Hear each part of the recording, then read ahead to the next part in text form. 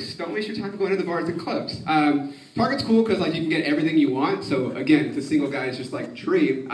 So I'm buying condoms at Target the other day, which is kind of overwhelming because I just got out of a relationship for 4 years and we didn't use condoms. Now I have to buy condoms so that I don't give anybody the chlamydia that my ex-girlfriend gave me. So that's kind of weird. Anyway, there's lots of different types of condoms, which I didn't realize. And the one that kind of makes me scratch my head is enhanced pleasure for him and her. Like, couldn't you just not use condoms? That would enhance the pleasure. Anyway, so I'm hooking up with this girl the other day that I met at church, which is awesome, because I met her at church.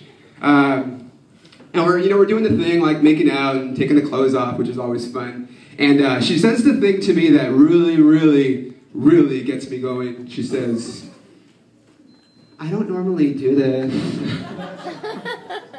And I'm like, I know, this is your first time, right? We went to church, right? No, not like that. Like, I don't usually hook up with guys that I meet. And I'm like, okay, like, that's cool. I'm that awesome. I get it. So then we're getting to, like, the almost sex part. And I feel the need to, like, kind of, you know, please her before I enter, because I'm only going to last for, like, 2 seconds anyway. And so I get to that moment when I'm about to reach for the condom that I bought at Target. And then she's like, "What are you doing?" I'm like, "I'm gonna go get a condom." She's like, "Oh no, it's okay." No, it's not.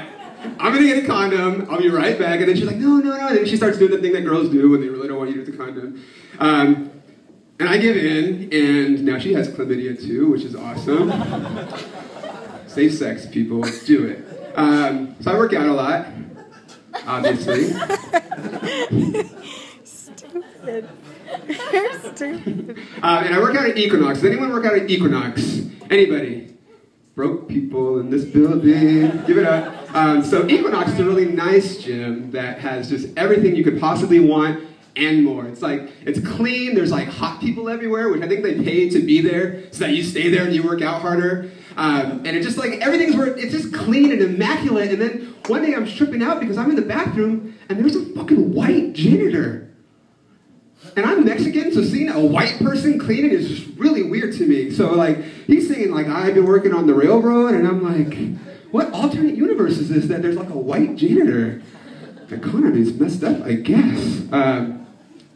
Anyway, so yeah, I'm Mexican. I grew up in Southern California in a Mexican neighborhood, and I always felt like I had to like validate my Mexicanness because I didn't have a Mexican last name. I didn't speak Spanish. I didn't hang out at Home Depot parking lots. And it has always really just made me sad that like as a Mexican I didn't really have any cool stereotypes I could even live up to. Like if I'm like white, it's like, okay, like I pay my bills, right? And if I'm Mexican, it's like, well, he probably has really bad credit. And I do, so that one's true. But then like, it's like I don't even have anything to like aspire to. Like if I'm white, I could be anything I want to. If I'm black, I could be the president. And then if I'm Mexican, it's like I could be head orange seller on the freeway. Or I could, what? What was that? She said ride. Yeah. Ride? White Mexican. White Mexican. I don't even know that existed. So, congratulations, you're the best of both worlds. Anyway, I've been to Tijuana not too long ago. Anyone been to Tijuana? That's where Mexicans go to get away from white people.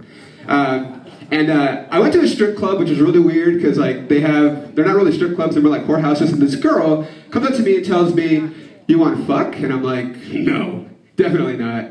But then I'm like curious. I'm like, "Okay, how much?" Right? She's like, "$60." And I'm like, "Whoa, $60 to have sex?